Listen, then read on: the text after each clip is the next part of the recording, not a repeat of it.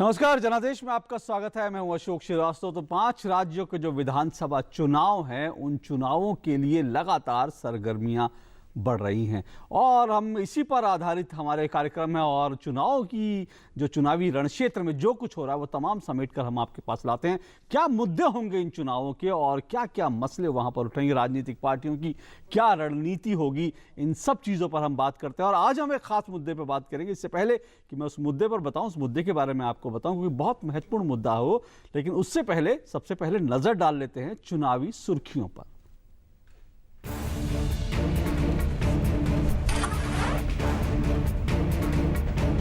पहले चरण के लिए आज नामांकन वापस लेने का आखिरी दिन। पहले चरण के लिए 4 अप्रैल को होंगे मतदान। असम में पहले चरण की 65 सीटों के लिए कुल 586 उम्मीदवार चुनावी मैदान में।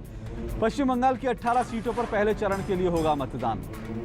मुख्य चुनाव आयुक्त डॉक्टर नसीम जैदी ने असम के दौरे पर 2 दिन के दौरे पर रहेंगे। चुनाव आयुक्त चुनावी इंतजाम और सुरक्षा व्यवस्था की तैयारियों का लेंगे जायजा। राज्य की 14वीं विधानसभा के लिए पहले चरण का मतदान 4 अप्रैल को। केरल राज्य चुनाव आयोग ने चावल बांटने की पॉलिसी को माना आचार संहिता का उल्लंघन। आयोग ने कहा, चुनाव घोषणा के बाद सरकार ने लागू की योजना। राज्य में 32 लाख परिवारों को मुफ्त में चावल बांटने की थी योजना। केरल में बीजेपी का बीडीजेएस के साथ सीटों का हुआ तालमेल। राज्य की 37 सीटों पर चुनाव लड़ेगी बीडीजेएस।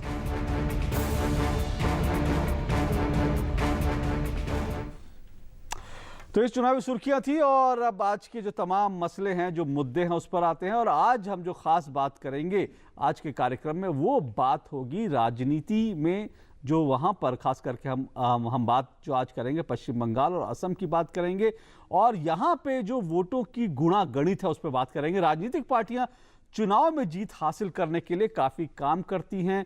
उन्हीं में से एक से ज़्यादा वोटरों को उनका कोशिश रहती है कि ज़्यादा से ज़्यादा वोटरों को अपने पाले में खींचे और इसके लिए कई तरह के दाव चले जाते हैं, कई तरह की राजनीति खेली जाती है।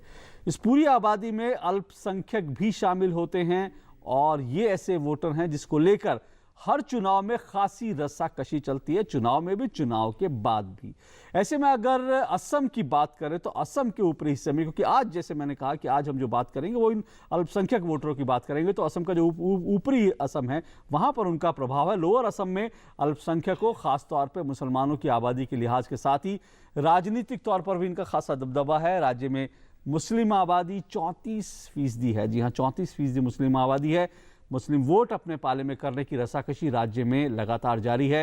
राज्य में मुस्लिम वोटरों के लिए कांग्रेस से जो है वो हमेशा जुड़े रहे हैं, लेकिन AIUDF का बढ़ता प्रभाव कांग्रेस के लिए परेशानी का सबब बन गया है। 2005 से AIUDF ने राज्य में राजनीतिक शुरुआत की और 2011 में विधानसभा की 18 सीटों के साथ मुख्य विपक्षी पार्टी रही। ऐसे में भाजपा से चुनावी दंगल जीतने के लिए राज्य में ध्रुवीकरण के जबरदस्त आसार नजर आ रहे हैं। पश्चिम बंगाल में भी अगर बात करें तो चुनावी जो गणित है, राज्य के 28% अल्पसंख्यकों यानी मुस्लिम आबादी के इर्द गिर्द बुनने की कोशिश में पार्टियां वहां भी दौड़ लगा रही हैं। तृणमूल कांग्रेस के 5 सालों के शासन में अल्पसंख्यकों के इस वर्ग का ख्याल ममता सरकार ने खासा रखा है। चाहे मौलवियों को 2500 रुपये मस्जिद के इमाम को देने की बात हुई, जिसमें बाद में हाईकोर्ट के दखल के बाद रद्द किया गया, या फिर भूमिहीन इमामों के लिए घर और ज़मीन देने की योजना। ममता की ऐसी योजनाओं को वामदल और कांग्रेस ने सिर्फ तुष्टीकरण की राजनीति करार दिया, तो वहीं भाजपा ममता के इस तरह की योजनाओं को वोट बैंक की राजनीति ही मानती रही है। भाजपा कहती है कि ऐसे सही मायनों में विकास नहीं हो सकता। तो खैर, असम और पश्चिम बंगाल को की जो राजनीतिक जंग में ये अल्पसंख्यक वोटों का गढ़ किसे फायदा पहुंचाएगा, इसी पर आज हम बात करेंगे और क्या कुछ रणनीति हो रही है इन वोटरों को खींचने के लिए, उसी पर बात करेंगे। उससे पहले ग्राफिक पर नजर डाल लेते हैं। यह असम का ग्राफिक है। अगर आप देख रहे हैं, कुल जनसंख्या जो है 31 करोड़ से ज़्यादा है कुल वहाँ की जो जनसंख्या की अगर बात करें, और इन 31 करोड़ में 50% से अधिक जो मुस्लिम आबादी वाले ज़िले हैं वो देख लीजिए आप, जो हैं वो धुबरी, बारपेटा, दारांग, हाइलाकांडी, नागांव, करीमगंज। यहाँ पर करीब करीब 56 से लेकर 80% तक जो आबादी है वो मुस्लिम आबादी है, यानी कि 50% से अधिक आबादी वाले ज़िले जो हैं वो ये हैं। इसके अलावा गोलपाड़ा वहाँ पर भी 57 से फीसदी हैं, मोरीगांव में 52% और बोनईगई गांव में 55% जो हैं वो मुस्लिम आबादी है। तो ये अहम ज़िले हैं। 25 से 50% मुस्लिम आबादी वाले ज़िलों की बात करें तो कछार है जहां पर 37% मुस्लिम आबादी है, 1/3 से ज़्यादा। कामरूप 39%, नलबारी जहां पर भी 35.96% यानी 25 से 50% मुस्लिम आबादी वाले ज़िले जो हैं वो ये 3 ज़िले हमारे सामने हैं। तो ये कुल मिलाकर देखें तो अच्छी खासी तादाद में ऐसे ज़िले हैं जहां मुस्लिम आबादी 30 से 70% है। मुस्लिम वोटों के दावेदार की अगर बात करें तो कांग्रेस और AIUDF जो हैं ये मुख्य रूप से दावेदार हैं। इनके बीच बढ़ते रहे हैं वोट और AIUDF ने इस बार अकेले चुनाव लड़ने का फैसला किया है, लेकिन साथ साथ कुछ राजनीति भी खेले, उस पर भी बात करेंगे। देखते हैं असम में चुनावी विश्लेषकों की क्या राय है। अल्पसंख्यक वोटरों की जब हम बात करते हैं तो चुनावी विश्लेषक दरअसल वहां पर क्या कहते हैं। इस बार का ट्रेंड थोड़ा सा चेंज हुआ है। चेंज ये हुआ है कि जैसे ही बीजेपी का असम में लोकसभा में प्रभाव पड़ा और जो साफ तौर से दिखा कि भाजपा ने यहाँ पर बहुत तेज़ी से अपना ग्राफ बढ़ाया है, अल्पसंख्यक मतदाताओं का एक बड़ा सेक्शन इस बार भ्रम की स्थिति में है कि हम बदरुद्दीन साहब के साथ जाएं या हम कांग्रेस की तरफ जाएं, और कई सीटों में, कई क्षेत्रों में उनका रुझान कांग्रेस की तरफ बढ़ा है। तो असम की बात हम कर रहे हैं और वहाँ पे मुस्लिम आबादी के अल्पसंख्यक आबादी बात कर रहे हैं। इससे पहले ही हमने करीब जो असम की जो आबादी दिखाई थी उसमें 3 करोड़ से ज़्यादा आबादी असम की, वो हम एक जो गलती हुई उसके लिए हम क्षमा प्रार्थी हैं। 3 करोड़ से ज़्यादा आबादी है और मुस्लिम आबादी जो है वो भी अच्छी खासी तादाद में। हमारे साथ हितेश शंकर वरिष्ठ पत्रकार हमारे साथ स्टूडियो में मौजूद है। हितेश जी बहुत बहुत शुक्रिया आपका। कुछ देर में हमारे साथ एक मेहमान और जुड़ेंगे, लेकिन हितेश जी कुल मिलाकर जब हम असम की बात करते हैं और असम में जिस तरह से AIUDF का उभार हुआ, और वो कहीं ना कहीं दिखाता है कि अल्पसंख्यक जो है वहाँ पर वो बड़े टैक्टिकल वोटिंग कर रहे हैं और शायद असम की राजनीति में एक बड़ा फैक्टर जो है इस वक्त बन गया है।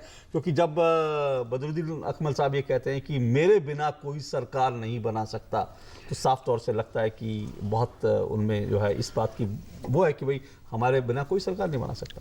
अशोक जी ये बात ठीक है, मगर बदरुद्दीन अजमल साहब जब कहते हैं कि हमारे बगैर कोई सरकार नहीं बना सकता, तो एक खास वर्ग के में भी खास वर्ग की बात हो रही होती है।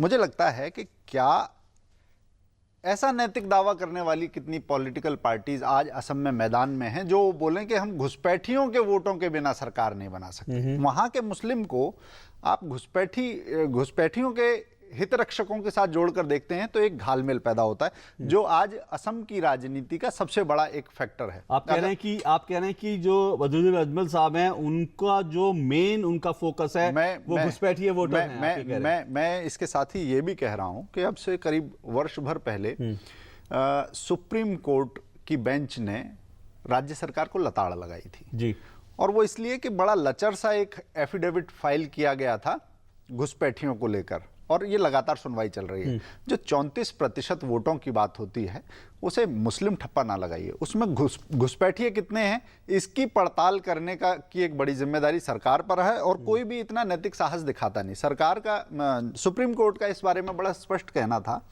कि मतदाता सूची में नाम लिखा लेना या एक राशन कार्ड बना लेना, ये जो एक चलन है ये नागरिकता का आधार नहीं है, और ये जो इसकी आड़ में पॉलिटिक्स हो रही है उसको रोका जाना चाहिए। तो सर्वोच्च न्यायालय जिस तरीके से देख रहा है, राजनीतिक दल उस तरीके से नहीं देख रहे हैं। और जब हम कहते हैं माइनॉरिटी पॉलिटिक्स की, तो अभी मैं विश्लेषण सुन रहा था कि मुस्लिम वोटर्स में भ्रम है, इसका फायदा किसे मिलेगा। मैं इसे दूसरी तरह से देखता हूं, मुस्लिम वोटर्स में स्पष्टता है। पिछले लोकसभा चुनाव में यदि देखें तो जो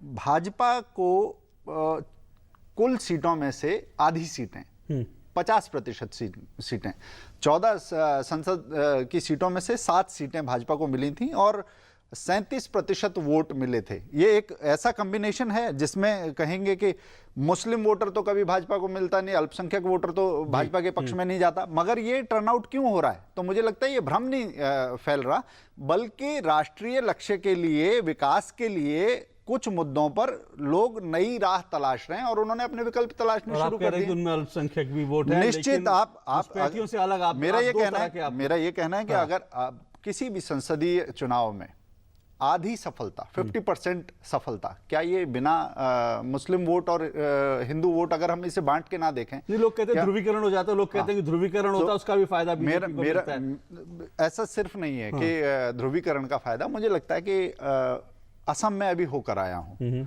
मगर आप जैसे जाएंगे, हम पत्रकार जाते हैं तो पता चलता है कि विकास के पैमाने क्या हैं, लोग किस स्थिति में रह रहे हैं, बाजारों की हालत क्या है, लोग खर्च कितना कर रहे हैं।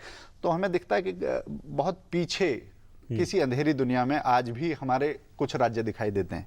तो लोगों को ये बात समझ में आने लगी है, अच्छे ट्रैवलिंग के मोड हैं, लोगों की बात होती है, उन्हें समझ में आता है कि बाहर चीजें बदल रही हैं, हमारे यहाँ नहीं बदल रही, तो कहीं ना कहीं पॉलिटिकल सिस्टम इसके लिए जिम्मेदार है और उन्होंने उसे झटकना शुरू कर दिया। ये झटके हैं जो कांग्रेस को लगे हैं और आगे किस किस को लगेंगे देखना बाकी है। चलिए एक छोटा सा ब्रेक लेते हैं क्योंकि बात ये दिलचस्प है। और बदरुद्दीन अजमल साहब ने जिस तरह से ये कहा कि मेरे बिना सरकार कोई नहीं बना सकता, वो अपने आप में दिखाता है कि उनकी कोशिश है वोटों का ध्रुवीकरण करने की, और उनको कहीं ना कहीं लगता है कि अल्पसंख्यक वोट उनके पीछे एकजुट होकर खड़े हैं। लेकिन हितेश शंकर जैसे कह रहे हैं कि उनके पीछे दरअसल वो वोटर हैं जो कि घुसपैठी हैं, और जो असम में हमेशा जो घुसपैठी वोटर का मुद्दा है बहुत समय से सुर्खियों में रहा है। हमेशा वहाँ की जो आम लोग हैं उनको ये बहुत छूने वाला मुद्दा है, और इसी मुद्दे पर असम गण परिषद जो है वो खड़ी भी हुई थी पार्टी, और उसी मुद्दे पर उसने सरकार भी बनाई थी। तो दिलचस्प बात है ये, इस पर और बात करेंगे छोटे से ब्रेक के बाद।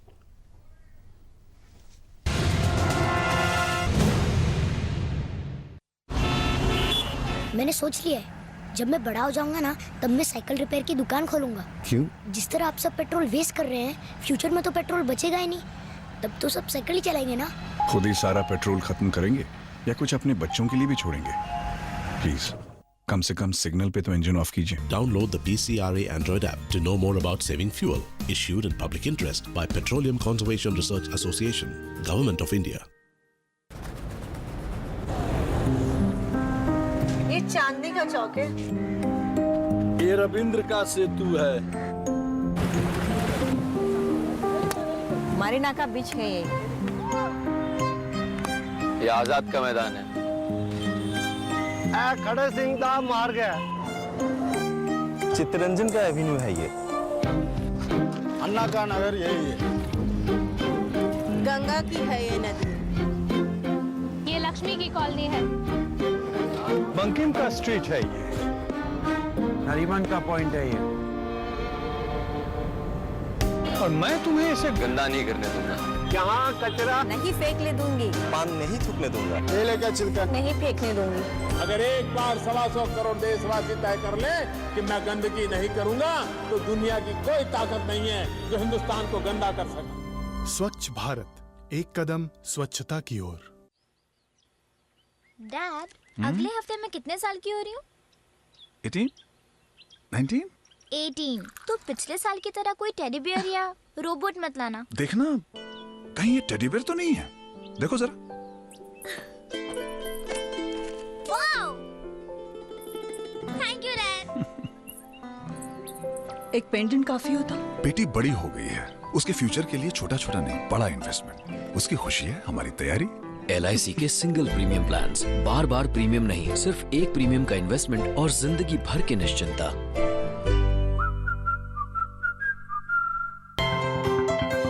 एक सपना सच हुआ जब मेरे बिजनेस का टर्नओवर 10 लाख से ज्यादा हुआ। मुझे गर्व है कि मैं service tax assessee. Life seems beautiful after achieving a turnover of more than 10 lakhs. And now I'm a proud service tax assessee. याद रखिए, 10 लाख से अधिक टर्नओवर होने पर सेवा कर देना अनिवार्य है। अब लाइन नहीं, सिर्फ ऑनलाइन। समय पर सही सेवा कर चुका है।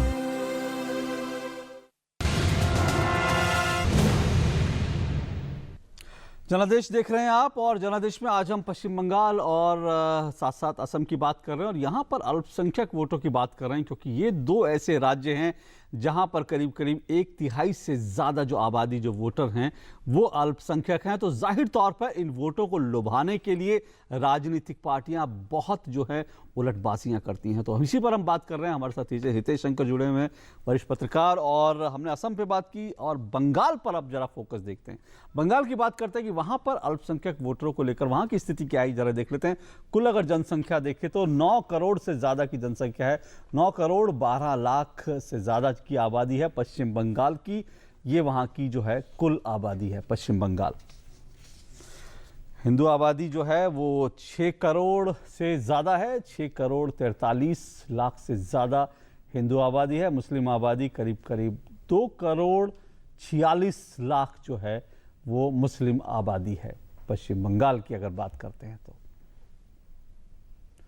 और मुस्लिम आबादी का प्रतिशत देखें तो करीब 27.01% है। 27.01% मुस्लिम आबादी है पश्चिम बंगाल की। 50 से अधिक मुस्लिम आबादी वाले जिले मुर्शिदाबाद, मालदा। मुर्शिदाबाद में 66.28, मालदा में 51.27 जो है आबादी वो मुस्लिम आबादी है। ये 2 ज़िले हैं जहां सबसे ज़्यादा मुस्लिम आबादी है। 25 से 50% में देखें तो उत्तरी दिनाजपुर करीब करीब 49%, 50% को छूता हुआ। बीरभूम में 37%, दक्षिण 24 परगना में 35.57, नदिया में 26.75, हावड़ा में 26.19, उत्तर 24 परगना में 25.82, कूच बिहार में 25.54% जो है वो मतदाता है।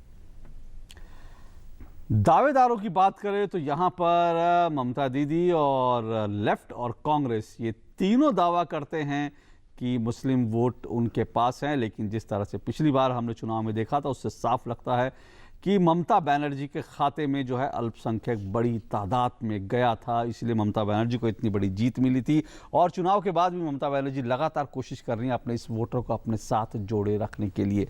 हितेश जी, जो आंकड़े कहते हैं पश्चिम बंगाल के, और जिस तरह से ममता बनर्जी ने पिछले कुछ समय में मुस्लिम अपीजमेंट, हमने मालदा की इतनी बड़ी एक घटना देखी और उस घटना पर जो रिएक्शन था सरकार का, और साफ तौर पे ये सामने आई कि वो दरअसल अपराधी किस्म के लोग थे और उन्होंने अपने रिकॉर्ड जलाने के लिए थाने को जला दिया। और पश्चिम बंगाल की सरकार, ममता बनर्जी जो है खामोश रहती हैं। वोट बैंक की पॉलिटिक्स पूरे अपने उफान पर है। देखिए, पश्चिम बंगाल में कुछ खास संदर्भ में तो ये है कि कौन कितना ज्यादा अपीजमेंट करे और करने से भी ज्यादा करता हुआ दिखे, जिससे कि वो चीज भुनाई जा सके। मुझे याद है कि पॉपी सीड, हथियारों, नकली करेंसी के लिए वो पूरा क्षेत्र कैसे काम कर रहा है वहां पर, इस पर बड़ी सनसनीखेज रिपोर्टिंग हुई।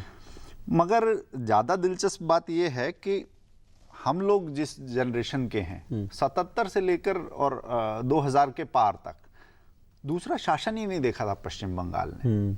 आप ये देखिए कि इन सीट्स में से ऐसी कौन सी अंदर सिहरन थी कि एकदम से लेफ्टिस्ट जो पार्टीज थी, CPIM जो है, उसे ममता ने एक तरह से रसातल में पहुंचा दिया।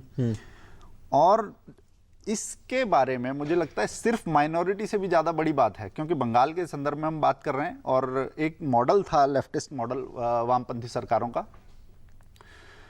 वहाँ पॉलिटिकल माइनॉरिटी आज कौन सी है, और दूसरी बात कि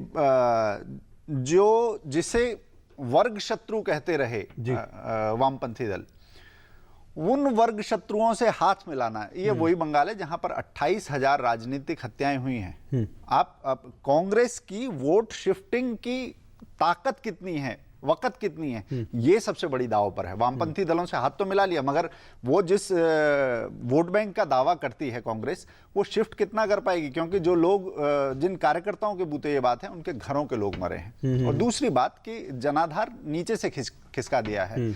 और तीसरी बात जिसे कोढ़ में खाज कहना चाहिए, इन सब चीज़ों के बावजूद वो अपीजमेंट की पॉलिटिक्स है, जो आपने मालदा में भी देखी है, इमामों को वेतन के बारे में भी देखी है। भाई मैं कहता हूं कि एक प्रीस्ट को क्यों नहीं मिलना चाहिए, एक पुजारी को क्यों नहीं मिलना चाहिए इस मामले में? कम से कम अगर राजनीतिक मॉडल है, उनको दीजिए। अगर एक राजनीतिक मॉडल है तो, या रिलीजियस मॉडल है तो, एक अपीजमेंट के साथ अबूझ अटपटे गठबंधन की एक जमीन हमें प्रयोग पश्चिम बंगाल में दिखने वाले हैं। शुरू में आपने कहा कि कौन करते हुए दिखता है, हाँ, ये बड़ी बात है। और शायद ममता इस मामले में ज्यादा आगे फिलहाल दिख रही हैं, भले ही कोर्ट का फैसला कुछ भी हो, लेकिन उन्होंने ये दिखाया कि भाई चिंता करती हूँ, तो शायद ये उनको पे करेगा। कि बात करेंगे इस ब्रेक के बाद।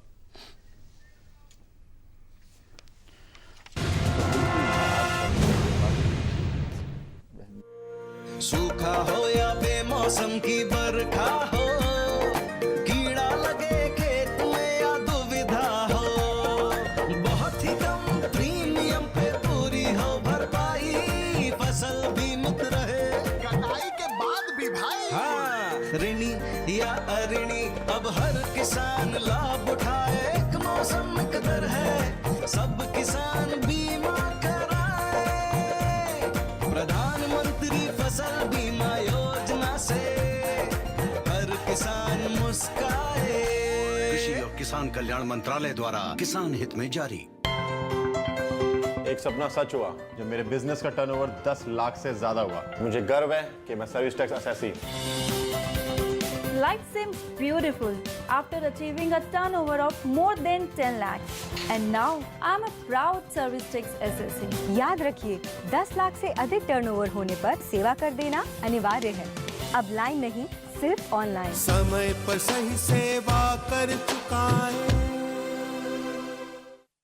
अब तो अपने गांव में संपर्क सड़क के किनारे वृक्षारोपण का काम बड़ी तेजी से चल रहा है। हाँ, मगर देखो, सड़क के दोनों तरफ छायादार पेड़ होने से हरियाली बढ़ती है, साथ ही सड़क के किनारों पर टूट फूट भी नहीं होती।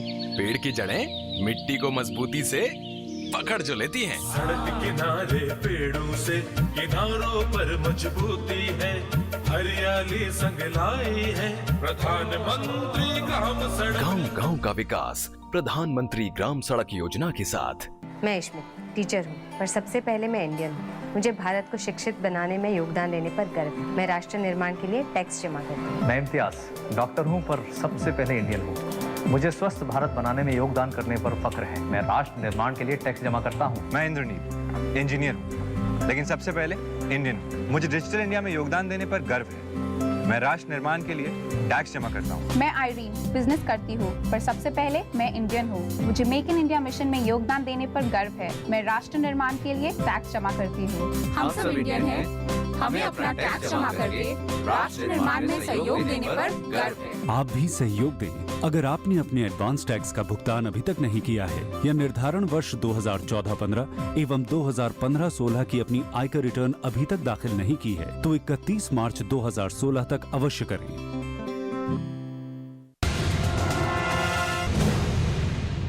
जनादेश में आपका एक बार फिर स्वागत है। जनादेश में आज हम पश्चिम बंगाल और असम में जो अल्पसंख्यक वोटों के लिए जो राजनीति है उस पर बात कर रहे हैं। हितेश शंकर हमारे साथ जुड़े हुए हैं। हितेश, पश्चिम बंगाल के बारे में सब जानते हैं कि पढ़े लिखे लोगों का स्टेट है, भद्र लोग हैं, भद्रजन है वहाँ पर जब ये क्राइम को लेकर कुछ इस तरह से सरकार का रिएक्शन होता है, जैसे कि हमने पार्क स्ट्रीट गैंग रेप में देखा, क्योंकि उसका आरोपी जो है वो शायद एक मुस्लिम अपीजमेंट के चलते उसको गिरफ्तारी के लिए जो है ममता बनर्जी जोड़ने के लिए लोग लगातार बात कर रहे हैं। कामदुनी गांव में जो एक बलात्कार होता है वहां पर भी इस तरह का होता है, तो आपको लगता है कि इसका रिएक्शन नहीं होता भद्र लोगों में कि भाई किस तरह से सरकार हो रही है, इस तरह से अपराधियों के साथ जो है वो वोट बैंक के लिए समझौता कर रही है? देखिए, मुझे लगता है पश्चिम बंगाल की कुछ अलग अलग तरीके की छवि है। एक हम भद्र लोग की बात करते हैं, लिटरेचर की बात करते हैं, रविंद्र संगीत की बात करते हैं, वो एक अलग हिस्सा है। दूसरी तरफ एक ट्राम है जिसकी स्पीड बढ़ने में ही नहीं आ रही, जिसका किराया कभी बढ़ता ही नहीं है। और आप बड़ा बाजार में जाइए, सुबह 50-50 मीटर पे सड़क पर बैठकर आज भी लोग नहाते हैं। फिर आप क्राइम की बात करते हैं, मालदा की बात करते हैं, अल्पसंख्यक लोगों के अपीजमेंट की बात करते हैं, तो ये इतनी गड्ढमड और तरह तरह की तस्वीरें हैं कि बंगाल का जो प्रोजेक्शन था और बंगाल का जो वास्तविक व्यवहार है, दोनों में बड़ा फर्क है। मुझे लगता है कि जो पिछला एक दशक है वो बंगाल के बदलाव का दशक है और चीजें इतनी तेजी से बदली हैं कि जो ममता 30 पे होती थी आज 227 पर हैं और जो 233 पर होते थे कम्युनिस्ट वो 62 पे हैं। तो यहाँ पर इन दोनों के बीच में अगर देखें तो एक नई तरह का अल्पसंख्यक है, वो अल्पसंख्यक है कांग्रेस। और ये अल्पसंख्यक बहुत सारे आक्रोश, गुस्से और छटपटाहट के साथ है। मतलब जिसका कांग्रेस हाथ पकड़ेगी उसको डेंट लगना तय है। लेकिन वो तो मुझे जो दिखाई देता है कि यहाँ अल्पसंख्यक से ज्यादा पॉलिटिकल अल्पसंख्यक की एक लड़ाई है। चलिए वो तो क्या होगा वो तो देखना दिलचस्प रहेगा। लेकिन अभी तो शुरुआत हुई है, अभी पता नहीं क्या क्या इस तरह की राजनीतिक हमको अपीजमेंट की जो है घोषणाएं देखनी पड़ेंगी, क्योंकि अभी ये बहुत कुछ इसमें होगा। लेकिन इस सब पर बात करें उससे पहले जो आज की जो राजनीतिक जो टॉप 10 है खबरें, उन पर भी नजर डाल लेते हैं। पश्चिम बंगाल और असम में पहले चरण के नामांकन वापसी की समय सीमा आज खत्म हो गई। 4 अप्रैल को पहले चरण में होने वाले चुनाव के लिए असम की 65 सीटों पर 586 उम्मीदवार मैदान में हैं। साथ ही पश्चिम बंगाल में पहले चरण के दूसरे दौर के लिए नामांकन दाखिल करने की समय सीमा भी समाप्त हो गई। असम में दूसरे चरण के चुनाव के लिए आज 13 उम्मीदवारों ने नामांकन दाखिल किया। भाजपा प्रत्याशी सिद्धार्थ भट्टाचार्य ने गुवाहाटी पूर्व, सिद्धार्थ बोरा ने दिसपुर और हेमंत विश्व शर्मा ने जालुकबाड़ी से पर्चा दाखिल किया। केरल में 16 मई को होने वाले विधानसभा चुनाव के लिए भाजपा और बीजेडीएस के बीच सीट बंटवारे को लेकर समझौता हो गया है। समझौते के मुताबिक बीजेडीएस 37 और भाजपा 103 सीटों पर चुनाव लड़ेगी। पश्चिम बंगाल विधानसभा चुनाव के लिए वाम दलों ने अपना घोषणा पत्र जारी कर दिया है। घोषणा पत्र में अल्पसंख्यकों और महिलाओं के हितों की रक्षा करना, शिक्षा में निजीकरण को खत्म करना, केंद्र सरकार की नीतियों का विरोध करना जैसे मुद्दे शामिल हैं। कांग्रेस ने असम विधानसभा चुनाव के लिए 57 उम्मीदवारों की दूसरी सूची आज जारी कर दी है। शंकर प्रसाद राय को बोगाईगांव और रकीबुल हुसैन को सावागुड़ी से टिकट दिया गया है। मुख्य चुनाव आयुक्त नसीम जैदी की अगुवाई में चुनाव आयोग के दल ने असम में पहले चरण के चुनाव की तैयारियों की समीक्षा की। आयोग ने चुनाव वाले जिलों के उपायुक्तों और पुलिस अधीक्षकों के साथ बैठक कर सुरक्षा इंतजामों पर चर्चा की। असम में सुरक्षा बलों ने चुनाव प्रक्रिया को बाधित करने की एक बड़ी साजिश को आज नाकाम कर दिया। राज्य के कछावर इलाके में असम पुलिस और सीआरपीएफ ने संयुक्त अभियान चलाकर भारी मात्रा में हथियार और गोला बारूद जब्त किए हैं। साथ ही इस मामले में 3 लोगों को गिरफ्तार कर पूछताछ की जा रही है। चुनाव आयोग ने तमिलनाडु और पौंडीचेरी में 16 मई को होने वाले चुनाव में मतदाताओं की भागीदारी बढ़ाने के लिए विभिन्न आयोजनों का संचालन किया। आयोग ने पौंडीचेरी में 100% मतदान सुनिश्चित करने के लिए एक हस्ताक्षर अभियान का आयोजन किया।